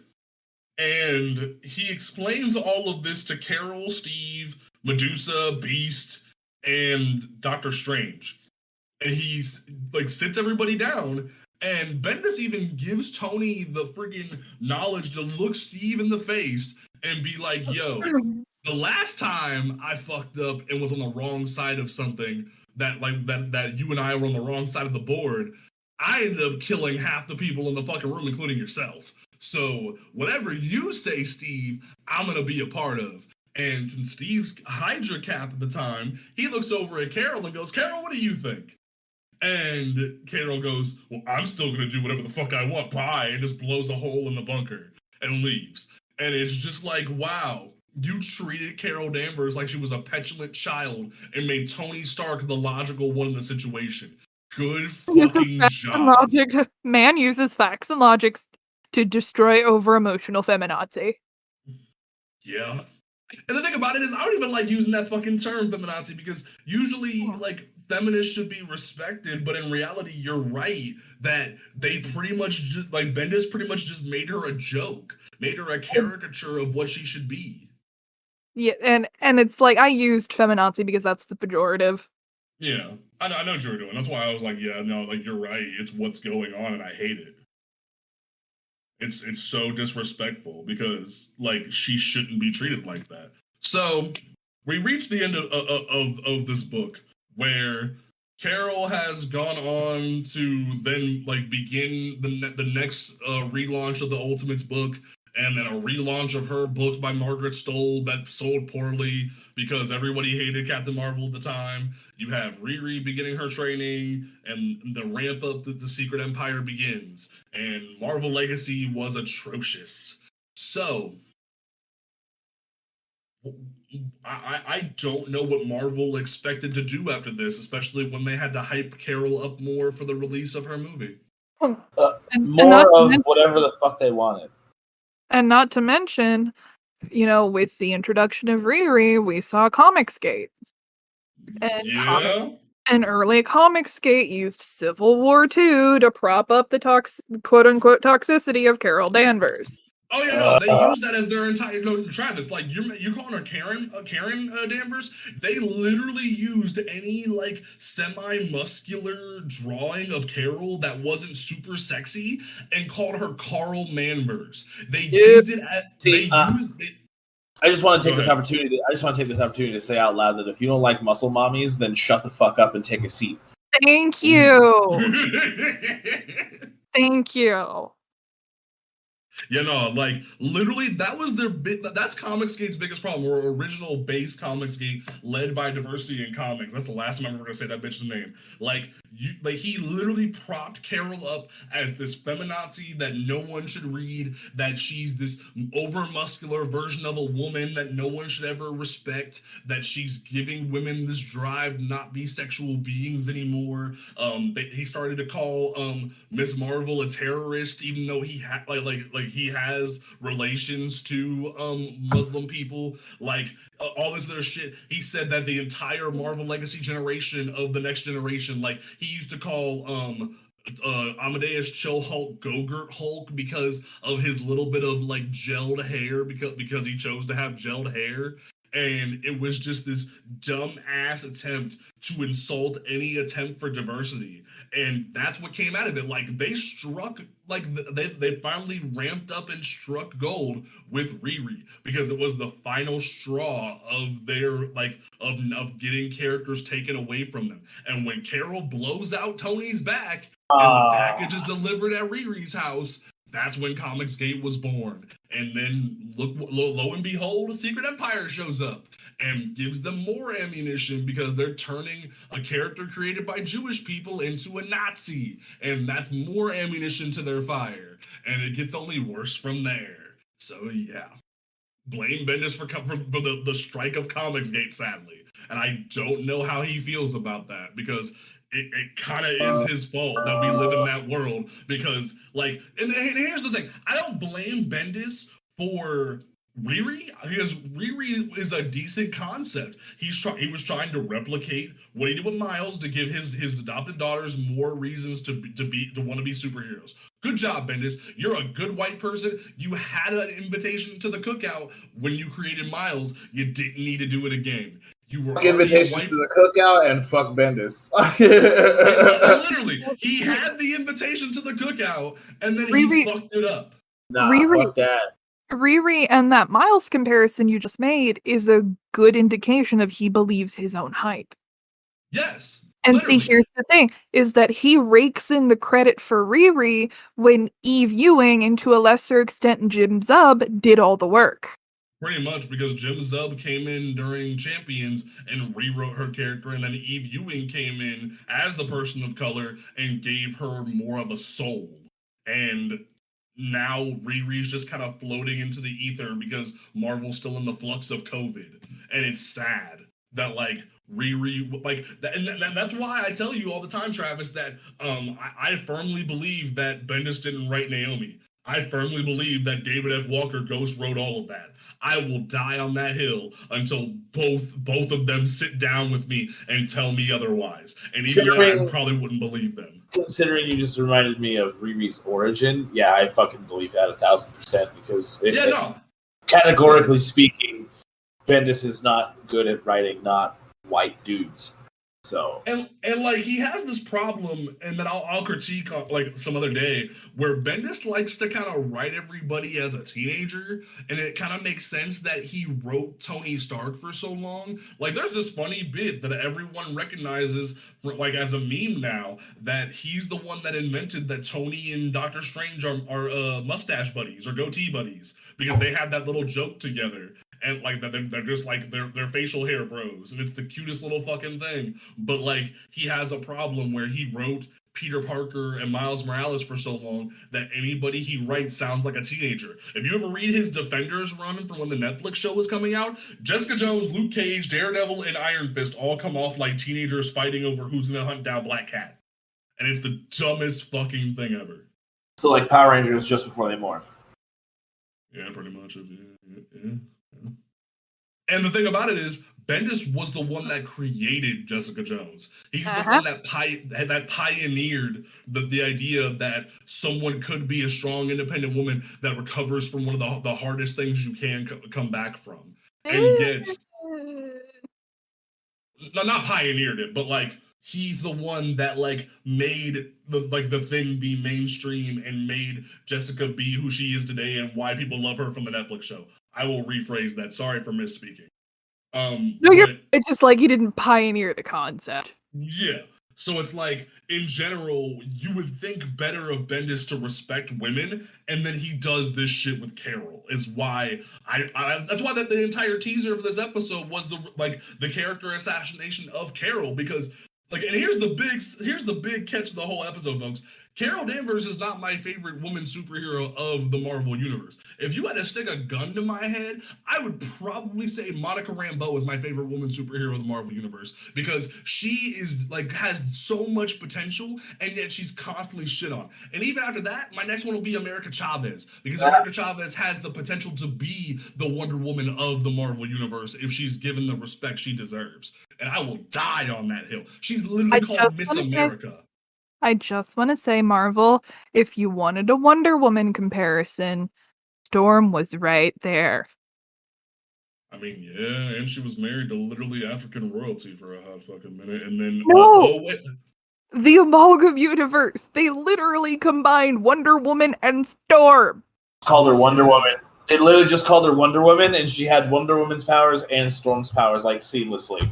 That was it. It was probably my favorite thing, other than fucking what was it, Professor Strange? Professor Strange, because it was Dr. Fate. And, no, Professor Strange Fate. It was Professor, because it was three people.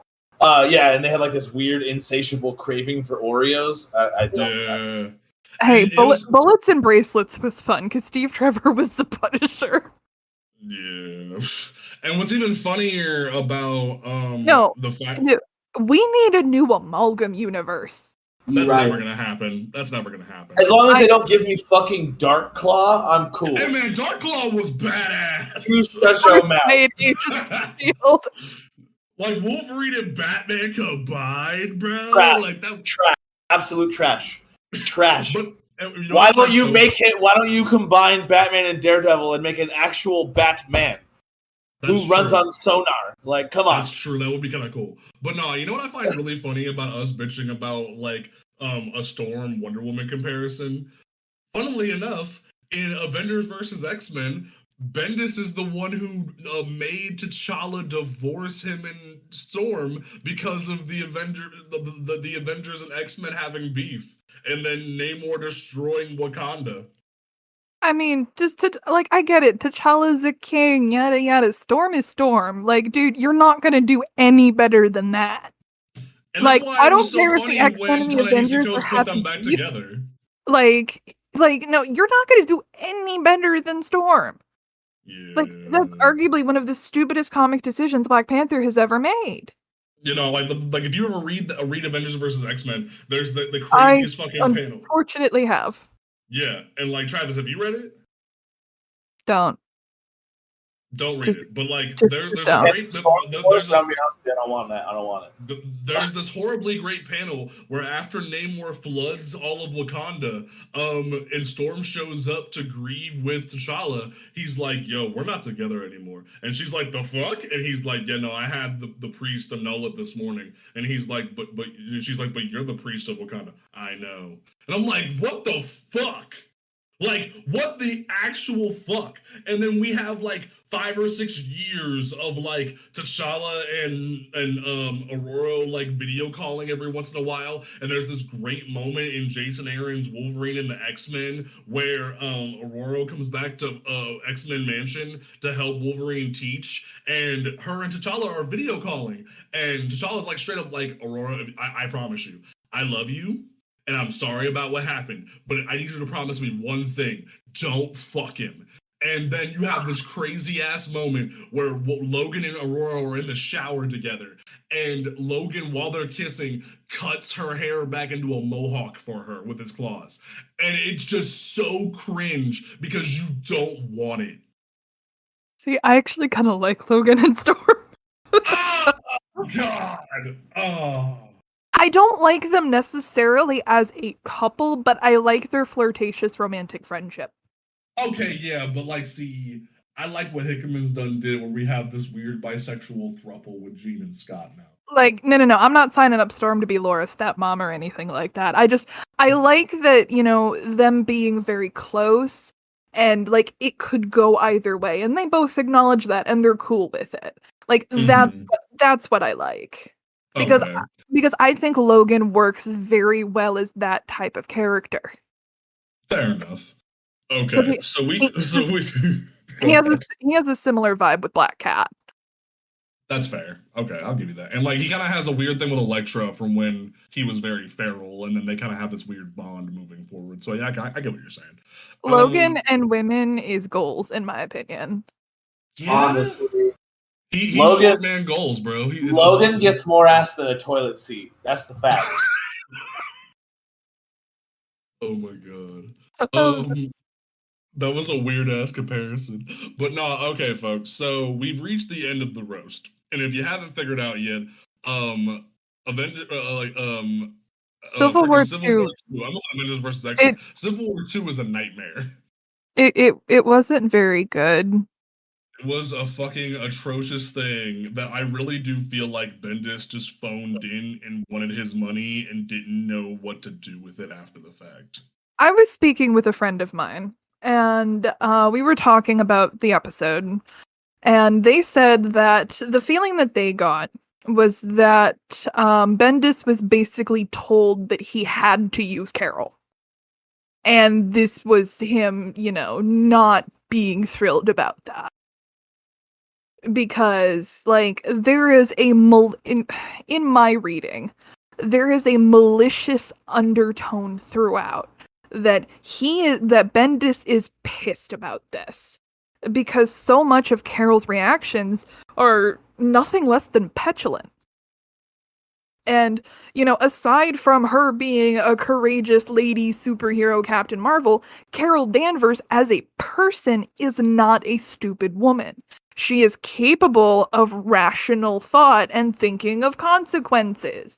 And that's a lot of what we don't see Carol doing. Mm-hmm. And I understand that they're like, oh, she's just really emotional because she cared so much for Rhodey, apparently. And it's like, but at the same time, we've seen Carol go through things far worse than this. Yeah. And if you've read early Avenger in 90, you know what I'm talking about. Oh, yeah. Yeah. We've seen Carol go through way worse and come out the other side still a halfway intelligent human person. And this is just like, I don't know, people just don't react that way. And there at multiple points in the book, people are like, hey, Carol, hun, you might just sit and think about this for a minute. And she says, no. And then she runs off to go arrest teenagers. Like, I waited till the end of the book or the end of our rant to speak on something. oh Lord. Because I can't remember if it's it's the issue 0 of Civil War 2, where Carol's entire motivation for the book is laid out from the first couple pages, where she has a visit from Doc Samson. If you don't know who Doc Samson is, pick up a Hulk book. Doc Samson is known to be the superpowered psychologist, or the superpowered doctor in general of the Marvel universe. And when he has a visit with Carol, because they just haven't talked in a while, but also he was sent by some of her superhero companions to check on her because she's been through a lot lately when it comes to like Infinity and Secret Wars and things and such and yada yada. And she talks about how she heard from her cousin recently, where her cousin had an incident where her 2 kids almost died from like the running with scissors and yada yada, and like how her cousin is a superhero in her own right for just trying to keep her kids safe. and Carol's constantly stressed out about how she wishes there was a way to keep the world safe before something happens.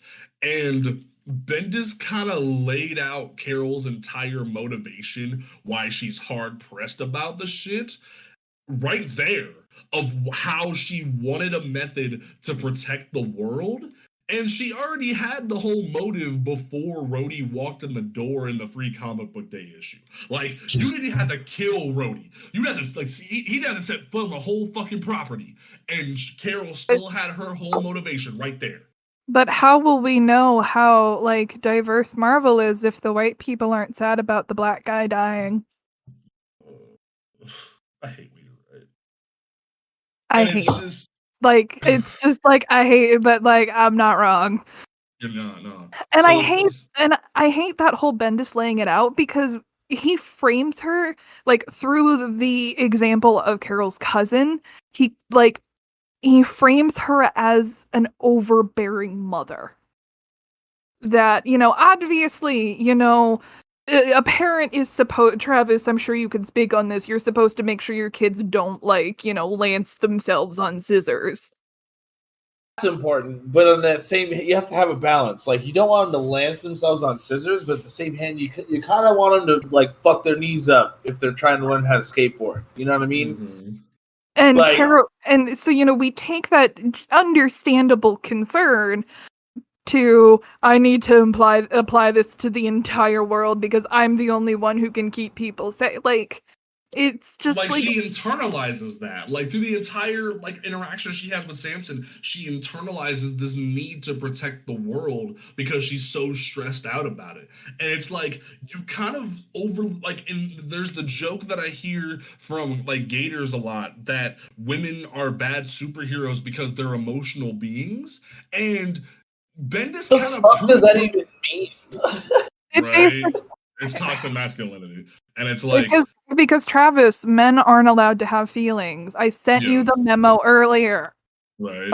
And it's like, there's the entire thing that Bendis pretty much just laid out and gave them ammo, that Carol is so angry, not only at the idea that she can't protect her family, she can't protect Rhodey because Rhodey's now dead. She can't protect Jennifer because Jennifer's in a coma. She can't protect Bruce despite wanting to just put Bruce in jail, that way he doesn't do anything. She can't protect Miles because Miles is gonna kill Steve. She can't protect Steve. She can't even protect herself from killing Tony. She can't protect Ulysses from Tony because Tony kidnapped him. She can't protect anything. So now she's so angry at the world that she's gonna die on this hill that she can predict the future. And that sucks. The process be damned.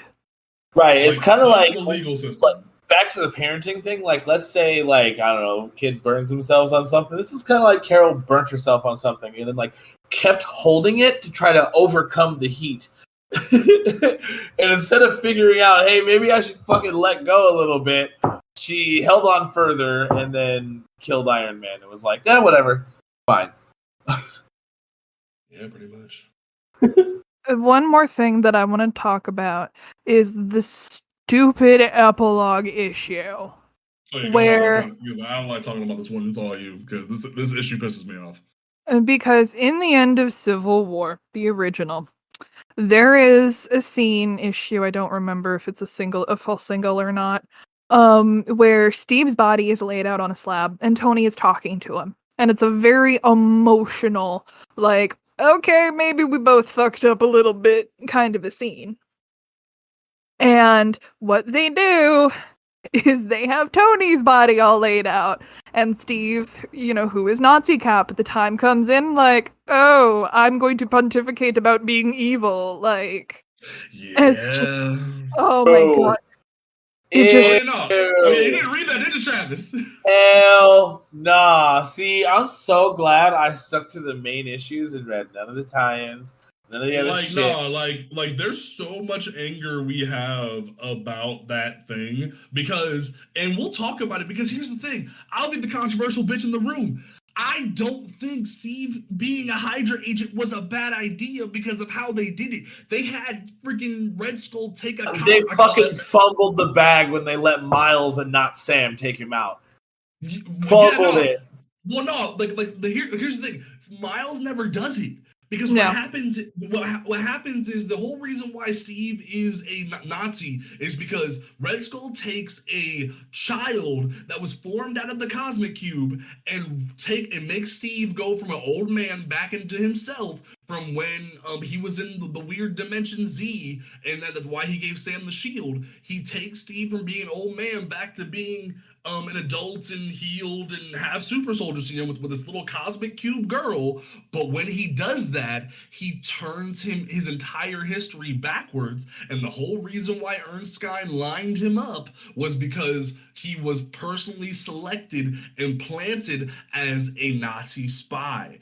And the only reason why his entire tune changed was because of the fact that he was made to be this whole, like, he was already this noble person. He believes that he's still Captain America, that he is right, but he's noble and true to the point that he can still pick up the Thor's hammer, but he's so dead set as Steve being this noble justice person that he thinks Hydra's right.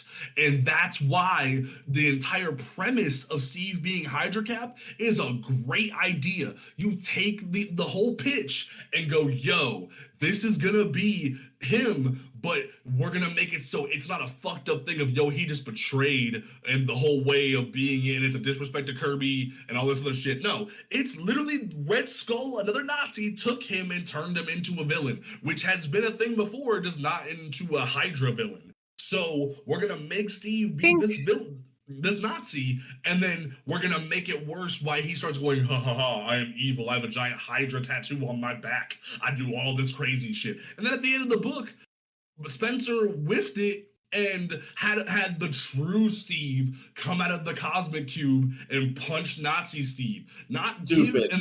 And like they even lined it up too, because there's an homage in the final issue of Secret Empire that of when in the original Infinity War, when Steve walks up to clock Thanos, that they mimic that where Sam walks up to clock Steve, but then the true Steve comes out of the Cosmic Cube in his red, white, and blues and punches Hydra Steve, and it's just like, ugh. Think Secret Empire. I don't agree with James fully. I think it has the potential to be an interesting plot. However, at the same time, the event was fucked from start to finish. It was handled so poorly, and they didn't look at the optics at all. No, because you have a bunch of fucking white supremacists get to see Captain America do some Nazi shit, and they're like, oh cool, and so they're going out and buying Hydra t-shirts in droves. Yeah, and like the whole thing about it was like Marvel tried to pressure comic shops into decorating the whole comic shop into being Hydra themed and do the Nazi salute. Thing? What's up? They sent links to the merch because they wanted, and I was working in a comic shop at the time, and they wanted to have Hydra takeover of comic shops, where we would wear Hydra t-shirts and say "Hail Hydra" when they came in, or some shit like that. Mm-hmm. Marvel was not going to provide any of that. They sent us a link to a third-party seller. Yep. We were supposed to buy, and it's not coming from Disney, from Marvel, third-party seller. Mm-hmm. And it was stupid. So it's like, I'm very much of the belief that Secret Empire on paper was a great pitch, but because of pressure from crazy fans and pressure from the concept, Nick Spencer whiffed it, and pressure from the PR teams to calm down about the pitch, that Spencer whiffed it. But that's a whole other thing. Spencer whiffing it, it's kind of par for the course for him. I mean, have you read Morning Glories? Yeah, plus the Spider-Man runs kind of truth to be desired. And honestly, like, his city council political platform just was not good. Nope. So Nick Spencer's a failed politician. Yes. So in general, folks, Civil War 2 is a hell of an event. When I was rereading the Civil War 2 issues, I one-starred them all on Comixology because I'm reminded of how bad it is. And I do want to say the truly heartbreaking thing is that the late Justin Ponzer gives such an amazing body of work in that whole book. He was a color artist, and he passed away maybe a year or two or so ago. Like an insanely talented human being. And it is just, and revisiting that, it was really painful to see his incredible colors linked to such a steaming pile of trash. Yes. So, comics are lesser for his loss. And so it's like that book as a whole is just a mess. And folks, if you want to ever see us roast another book like this, please let us know. Shout us out on Twitter, send us a DM, email us at ptppodcast@on-comics-ground.com, and we will hit up another book, whether it be an event, whether it be a run that scarred the human race forever. Like, for instance, at some point, we're going to revisit Heroes in Crisis, and that's going to be a fun time. At some point, and I'm going to I'm going to hurt myself saying this. And wait. Time out. First of all, I really would fucking resent you if you make me read Heroes in Crisis again. Oh, we're doing it. We're doing it, Travis. We're fucking doing it. But I want to see what Mary's got. I would rather gargle ground glass than do this, but I feel like we have to. James, 2 words. Amazon's attack. Oh God, no, please, God. Oh. Amazon's attack, bitch. Oh no. Oh, I bought that as it was releasing in single issue. Amazon, please release season 3 of The Boys to stop this madness of my co-hosts. Travis, are you familiar? Travis, are you familiar with Amazon's attack? No. No. But you guys keep making me read terrible shit. It was an event. And the event was so bad that people were sending single issues back to DC headquarters. Jesus. Because the Amazons of Themyscira invade man's world. And one of the first scenes in the entire book are the Amazons cutting down a father and his young son because they're men. What? And Wonder Woman has to stand against the entire Amazon society to protect man's world. It's painful.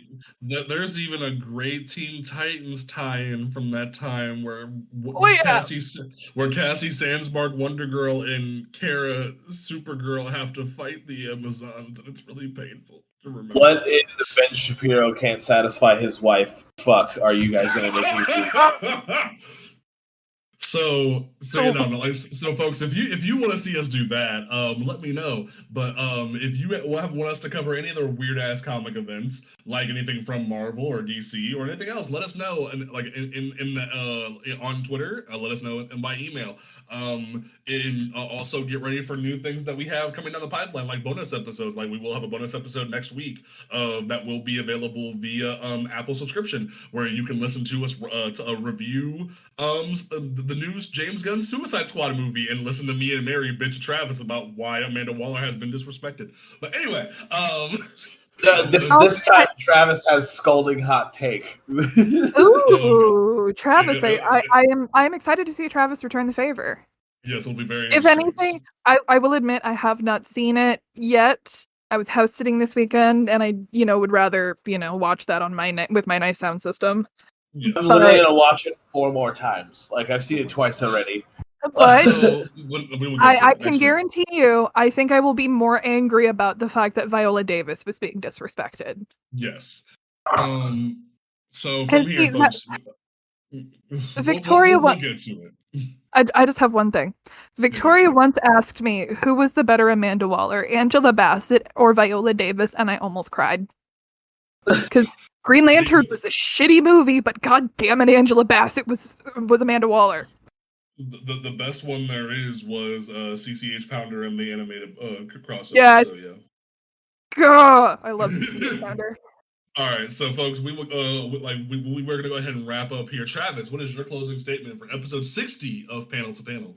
I still cannot completely fucking wrap my head around the idea that Bendis was just like, well, he can't turn into the Hulk, but Hawkeye was always watching him. So at one point, Bruce could have died because he had a heckler on his Minecraft stream. Oh god. No. The fuck, Bendis.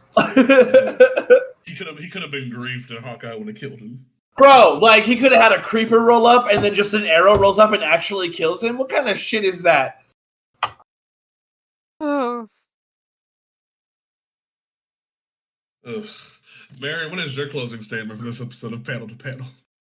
It's what, episode 60? Yes, episode 60. That's about how many years I aged having to reread this book. Imagine being the casual amongst you, and you guys are like, "Hey, look at this shitty thing we remembered." Fuck.